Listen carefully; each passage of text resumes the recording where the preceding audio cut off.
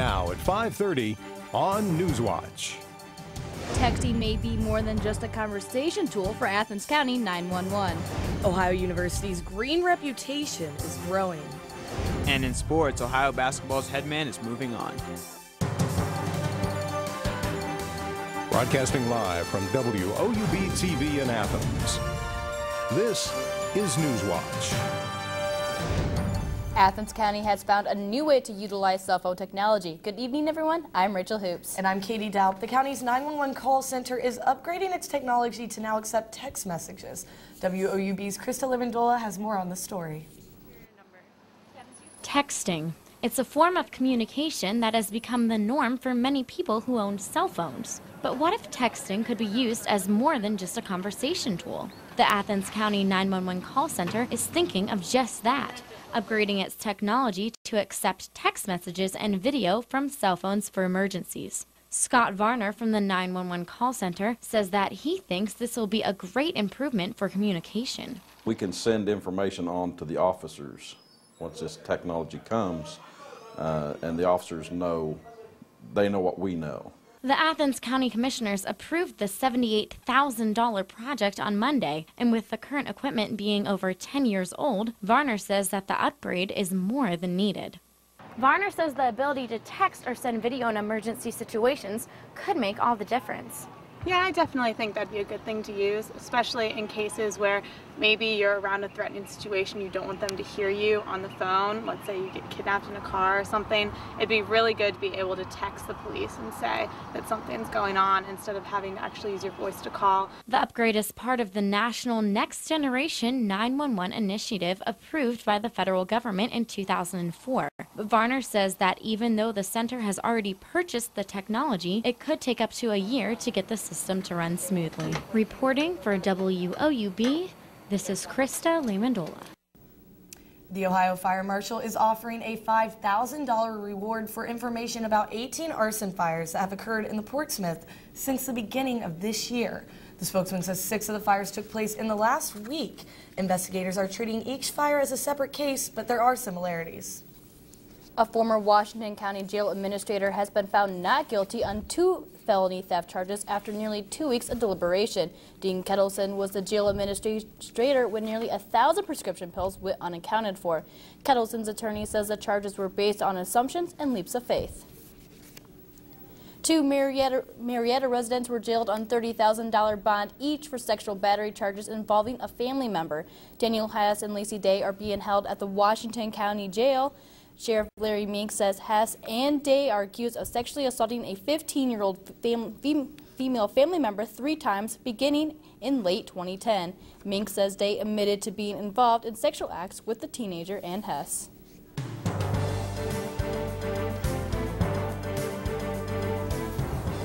Good evening from the Newswatch Weather Center. Well, it has been a beautiful week so far, despite a few showers here and there and some light winds, and the current temperatures definitely reflect that. We're seeing lower 60s, upper 50s around the region, 61 degrees in Athens right now and 58 in Lancaster. Looking at tonight, the temperature will drop to about 36 degrees for the low, just above freezing. But again, mostly clear skies with some calm winds around the area. Those winds will be coming from the northwest at 5 miles per hour. Now, you are definitely going to want to go out and enjoy these temperatures tonight because I do have some unfortunate news about thunderstorms tomorrow. So Katie and Rachel, keep in mind you'll only need a light jacket, won't even need an umbrella tonight, but tomorrow you will. So if you have time for a picnic or anything after the show, it would be a great night to do that. Well, despite the rain, I can enjoy that sunshine. All right, thanks, Kaylee. Ohio University is already known for its green reputation, but it's about to triple the size of its composting facility that is already ranked the largest university composting system in the country. WOUB's Kelsey Borza has the story. Ohio University is getting $120,000 from the state to expand its composting system. Director of Sustainability Annie Laurie Cadmus says the project all started with a state grant for an energy efficiency project back in 2009. We're at a really exciting point in the process where we're able to actually see all of the work that has been done in the background for the past couple of years. Ohio University has the largest composting facility of any in the country. And it's utensils like this made out of potatoes that can turn into soil after you use them. They currently collect food, utensils, plates, cups, and napkins from 3 dining halls on campus and turn it into 2 tons of soil each day. After a 3-month process, the soil is used for intramural playing fields and university gardens. By the end of June, the composting facility will be converting 4 or more tons of waste per day. Cadmus says she sees OU as a model for other universities to learn from. We're doing a lot of research. We're gathering as much information as we can so that we can give it out to other institutions who have these questions, and hopefully then can institute programs that are tailored to their unique needs based on our experiences. The expansion will not only benefit the school, but the city of Athens could get in on the deal too. At the completion of the project, the university will be able to collect and process the majority of the city's yard waste materials. Kelsey Borza, WOUB News.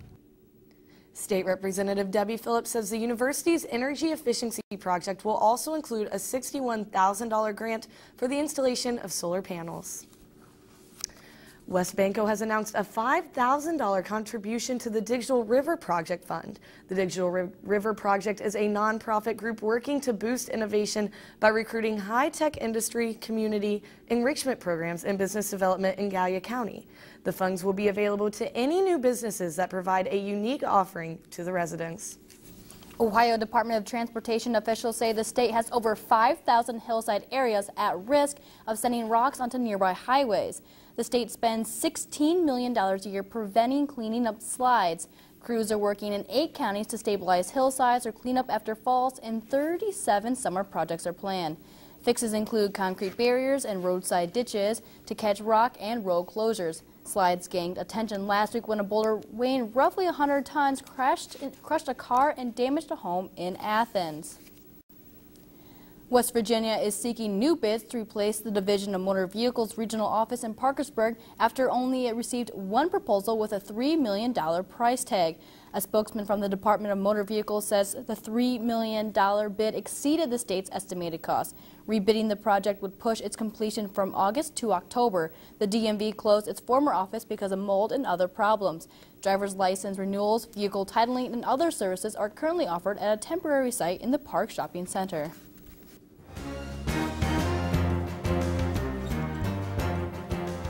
Ohio Governor John Kasich says he can't think of a greater evil than the human slave trade, and he's doing something to combat the problem. This afternoon, he signed an executive order creating the Ohio Human Trafficking Task Force. It's made up of about a dozen state agencies, and Kasich says the FBI will be involved. The executive order says more than 1,000 children in Ohio are victims of human trafficking every year. Can you tell me how a 13-year-old kid can be snatched, blackmailed, drugged, raped in our state, in our country? The Ohio Attorney General says call your local police department in the Attorney General's office if you see evidence of human trafficking. If you can report the crime online at humantrafficking.com. A judge has ordered a $5 million bond for the suspect in the stabbings at a downtown Columbus office building. John Mallett appeared in the Franklin County Municipal Court this morning on charges of injuring 4 people before he was shot by police. He had been released from the hospital and jailed pending the arraignment on 4 counts of felonious assault. Mallett's father said his son is a schizophrenic and might have been under stress. The former superintendent of West Virginia's Upper Big Branch Mine has pleaded guilty to a federal fraud charge. Gary May is the highest-ranking company official charged in connection with the blast and faces up to 5 years in prison. Prosecutors say May disabled a methane monitor, falsified records, and manipulated the ventilation system to fool inspectors. Sentencing is set for August 9th. The Ohio Department of Natural Resources and The Ohio State University are teaming up to provide educational opportunities for woodland owners. After the break, we will be joined by a natural resource specialist who will talk about the upcoming events. And Obama is aligning himself with taxpayers frustrated by high gas prices. Next on Newswatch.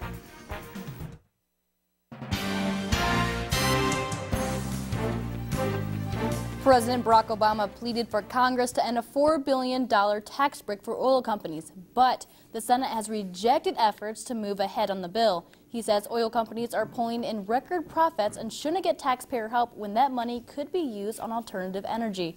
A vote to proceed failed to get the necessary 2/3 majority. Instead of taxpayer giveaways to an industry that's never been more profitable, we should be using that money to double down on investments in clean energy technologies that have never been more promising. Investments in wind power, and solar power, and biofuels. Investments in fuel-efficient cars and trucks, and energy-efficient homes and buildings. That's the future. That's the only way we're going to break this cycle of high gas prices that happen year after year after year as the economy is growing. The only time you start seeing lower gas prices is when the economy is doing badly. Many congressional Republicans cutting tax breaks would lead to higher fuel prices, raising costs on oil companies and affecting their spending on exploration. Obama couldn't end the tax breaks when Democrats controlled Congress earlier in his term. There are plenty of developments in the Trayvon Martin case. The shooter has not been arrested, and some suggest the Hispanic man targeted Martin because he's black. Greg Black takes a look at the developments. ABCnews.com posted this surveillance video of George Zimmerman arriving at the police station the night he shot and killed 17-year-old Trayvon Martin. The video shows the neighborhood watch volunteer getting out of a patrol car in handcuffs. Zimmerman says he shot Martin in self-defense. His lawyer has said he believes Zimmerman's nose was broken and that he suffered a cut in the back of his head during the incident. The video appears to show an officer looking at the back of his head. In another development, Martin's 16-year-old girlfriend spoke with ABC's World News. She described a phone call she had with Martin moments before the fatal shooting. She said he told her he was being followed. When he was walking fast, when he said that this man behind him again, he come and say this dude looked like he about to do something for him. And then Trayvon come and say the man was still behind him. And then I come and say, run. Also talking Wednesday, Zimmerman's father. He asked that his face not be shown. He claims Trayvon Martin attacked his son. Trayvon Martin said something to the effect of, you're going to die now or you're going to die tonight, something to that effect. He continued to beat George, and at some point George pulled his pistol and did what he did. I'm Greg Black reporting. The lead investigator in the case recommended Zimmerman be charged with manslaughter after the shooting, but the state's attorney office determined there was not enough evidence for a conviction.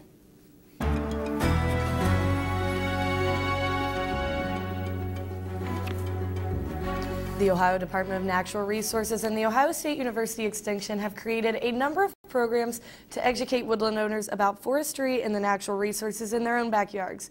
Joining us now to talk about these programs is Natural Resource Specialist with the Ohio State University Extension, David Apsley. Thank you for being here with us tonight. Now, A Day in the Woods is what you're calling the kickoff event. What are you kicking off? Well, A Day in the Woods is kicking off a series of programs that we're going to do at the Vinton Experimental Forest near MacArthur. And the programs are all designed to help woodland owners manage their woodland.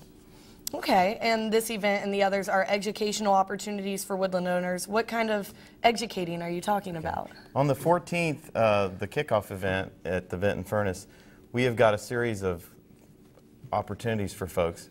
We're going to have folks from a variety of agencies and organizations like Division of Forestry, Division of Wildlife from the state, the Forest Service, the Fish and Wildlife Service, and so on, are going to be available to work with woodland owners and talk to them. We're also going to have field tours of some of the demonstration areas at the forest. What do you see as a need for this program? Well, in Ohio, about 80% of our woodlands are owned by private individuals, family farm or family forest owners. And those folks often don't realize what they've got and how to manage it, so we're there to provide information. And who are the sponsors of the program? The sponsors include a lot of those folks I already mentioned, the Division of Forestry, Division of Wildlife, Glatfelter, the paper mill in Chillicothe, is also helping, Hocking College. There's a variety of sponsors. So. Do you have any other events planned in the future that you could talk about tonight? Well, the big thing is on April 14th, we're going to have that event.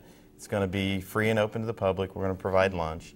And then throughout the summer, on the second Friday of each month, we're going to provide a variety of opportunities, starting with, in May, matching your harvest to your woods. We've got events like Tree ID that's coming along in June and so on. And later in the fall, we're going to do some wildlife programming as well. Now, the program is for woodland owners. Is that anybody with just a few trees on their property? It could be. It obviously depends on which of those topics you're looking at. The one on timber harvesting is probably not something the person in their backyard with the few trees in the backyard would be interested in, but maybe the identifying trees that we're going to do in June would be. So depends on the topic. Probably the wildlife topics would be of interest as well. Now, if someone's interested in these programs or trying to figure out which program they should go to, how can they get in contact with you or learn more about this? One of the best opportunities is the blog site, which hopefully is showing up on the screen now. And it's called Southeast Ohio Woods, and we've got all the information posted there. You can also call or email to get that information as well. All right. Well, Mr. Ousley, thank you so much for being with us tonight. And on Wall Street today, stocks closed mixed after spending most of the day in the red. Here's a look at stocks of local interest.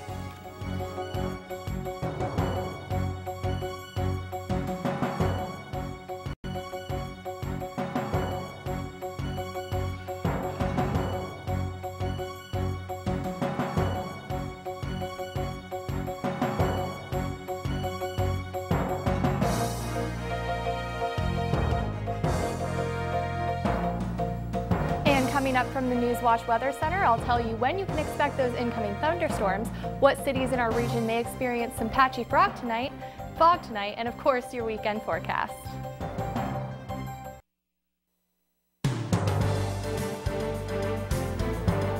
Welcome back to the Newswatch Weather Center. Once again, it's a lovely evening out, 61 degrees, relatively fair skies, very clear, and some light winds coming from the west at 9 miles per hour. We're seeing similar temperatures to Athens around the region here, with temperatures in the upper 50s and the lower 60s. So again, clear skies, very comfortable temperatures. If you want to go out for a walk, it's a great night to do that. Now tonight, once again, clear skies. We aren't really seeing any low pressure or storms in our area at all. So great night to go outside. Tomorrow night, unfortunately, by the time we get to about 3 p.m., we're going to start seeing some thunderstorms in the area as the low pressure moves in, and that will continue throughout tomorrow evening. But the good news is that we'll be over on Saturday, and all you're going to see Saturday is some slight clouds in the area. Now taking a look tonight, temperatures will drop, at least in Athens, to just above freezing. We're seeing close to freezing up there in Steubenville and some lower temperatures in the north, but just above freezing, and we'll continue seeing those clear skies throughout tonight. Tomorrow, temperatures will be high, similar to today, 69 degrees in Athens and 71 in Chillicothe. Unfortunately, tomorrow afternoon, we are going to see a chance of thunderstorms, a very strong chance. So along with the warm temperatures, we will have that unfortunate weather. Now tomorrow night, we're going to see those thunderstorms continue throughout the evening, and the temperatures drop to about the mid-lower 40s. Saturday, however, we are going to see the skies improve. All you're going to see are some clouds moving out of there after the storms. Not really going to have to worry about a lot of precipitation, and temperatures more similar to today than tomorrow will be, close to the 60s. Now looking at our almanac, the high is our current temperature of 61. That's relatively high, with the average being 59 for the high. The low was 36 today. The low will be 36, and that's almost exact with the average of 37. The record was 83 degrees for the high in 1910 and 16 degrees for the low in 1923. The sun rose at 7:16 a.m. and I'm loving these spring long days with the long day of sun because the sun will set at 7:49 p.m. Now tonight the temperature will drop to about 36 for the low. Again, mostly clear. All you're going to see are some calm winds, maybe a few clouds moving into the area. Tomorrow, however, 69 degrees for the high, a 60% chance of thunderstorms. So you're going to need an umbrella. You're going to want to stay inside as much as you can. Looking at our daily planner of tomorrow, we're going to see clear skies in the morning, and then throughout the day the temperature will go up, but so will the amount of clouds until about 2-3 p.m. when we start to see those thunderstorms move into our area, continue throughout the evening as well. Taking a look at our extended taking a look at tonight, 36 degrees again for the low, mostly clear with some calm winds. Now, as we move throughout the week, of course, Friday we're going to see the storms that I told you about a 60% chance, and those will continue throughout the evening. Saturday, cloudy skies, but throughout the rest of the week, we'll have pretty clear skies. The only chance we're going to have for rain after that is about a 30% chance on Tuesday. So if we can just get through tomorrow, we're going to see some clear skies, maybe some clouds here and there. And Tuesday's the only other day besides tomorrow that we can expect rain. All right, well, thanks, Kaylee. Well, maybe this gloomy weather is kind of appropriate for what's going on in Bobcat Nation today. It looks like Newswatch 2012 ended on a kind of a gloomy note. Yeah, it's over, guys, unfortunately. And we'll be, unfortunately it'll be over. It's over now. So. But next on Newswatch, it is over, and the Athens community now knows who that Ohio former Bobcats head coach will not return for a 5th season. Next on Newswatch.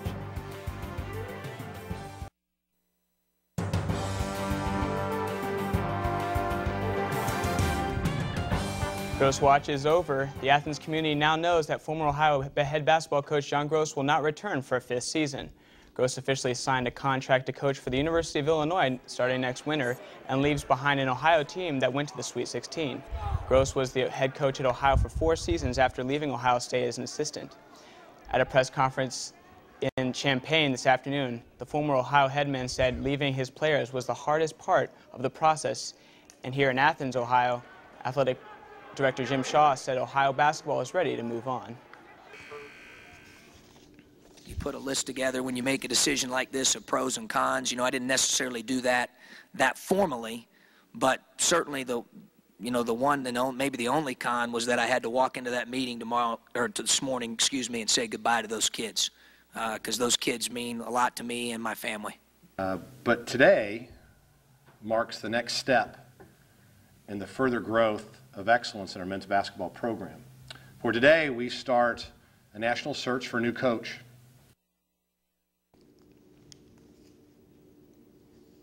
On the diamond, the Ohio baseball team took on in-state opponent Otterbein yesterday and defeated the Cardinals 11-5.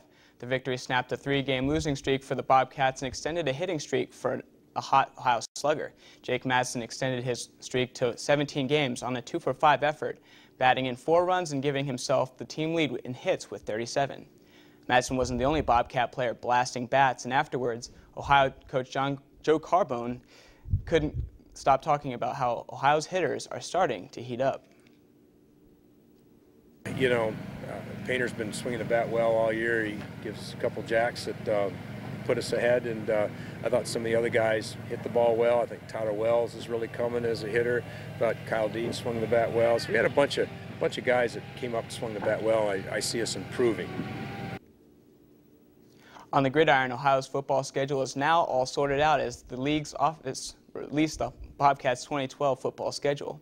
Ohio will open the season against Penn State in the Nittany Lions' first bout under new head coach Bill O'Brien. The Bobcats will play 4 games on the ESPN family of networks this season, including games against Eastern Michigan, Bowling Green, Ball State, and Kent State. The Ohio softball team has been up and down in the last few outings, but the Bobcats will have the home crowd behind them when they begin MAC play. Ohio was shut out in their first outing against Eastern Kentucky 9-0 after winning in their first game of that doubleheader. With a season record at 11-14, the Bobcats may rejuvenate, knowing their slate is, in essence, wiped clean once the Bobcats' conference play begins. The Bobcats will take on Bowling Green in a doubleheader on Friday and will turn around to face Toledo on Saturday and then again on Sunday. Ohio is in the midst of a 6-game homestand, which may come in handy against Bowling Green, as the Falcons are only 3-6 on the road. Speaking of the softball team, Alexis Joseph has been one of the Bobcats that have been tearing it up recently. Joseph was named Mackey's Player of the Week after her stellar performances in 2 games against Western Carolina last Tuesday. The shortstop won her first conference award of the season and tallied Ohio's 4th for 2012. The senior hit .500 for the first 2 outings, including 3 RBIs and a score. The swimming and diving season may be over, but Ohio is still competing as their non-traditional season begins this weekend at the Indianapolis Grand Prix. 5 Bobcats are in Indy and will begin finals competition this evening. Tori Baggin, Katie Brooks, Lauren Funk, Rachel Stearns, and Lauren Williams will compete in a total of 11 events over the 3-day event. Well, thanks, Paul. And stay tuned tonight on WOUB. Here's a look at what's coming up next on your public television station.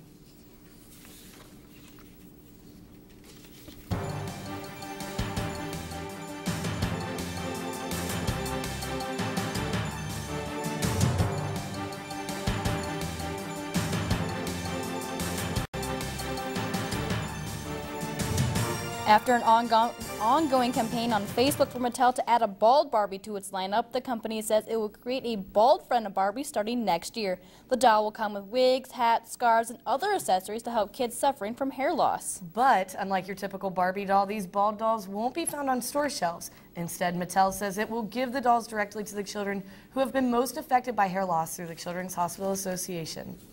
And with the last look at weather, we're joined by Kaylee Bourgeois again. Kaylee? Let's take a look. Tonight, now it's going to be about 36 degrees for the low.